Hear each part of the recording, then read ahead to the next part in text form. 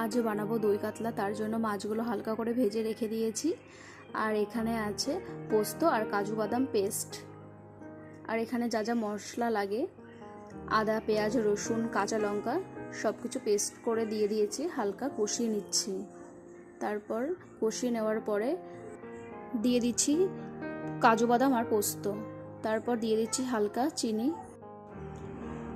এখানে দইটা ফাটিয়ে নিচ্ছি, ভালোভাবে ফাটিয়ে নিয়ে তারপর মশলাটা কষানো হয়ে গেছে, তারপর দিয়ে দিচ্ছি দইটা। তো দই দেওয়ার পরে একটু নেড়ে চেড়ে সব কিছু একসঙ্গে কষিয়ে নেব ভালোভাবে। তারপর দিয়ে দেব পরিমাণ মতো জল। জল দেওয়ার পরে যখন জলটা ফুটবে তখন আস্তে আস্তে মাছগুলো ছেড়ে দেবো। দেখো কত সুন্দরভাবে ফুটছে মাছগুলো। তারপর হয়ে গেছে প্রায়। তারপরে দিয়ে দেবো গরম মশলা।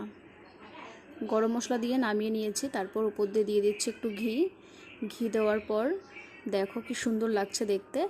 আর আমার বানানো দই কাতলা কেমন লাগছে তোমরা কমেন্ট করে জানাবে।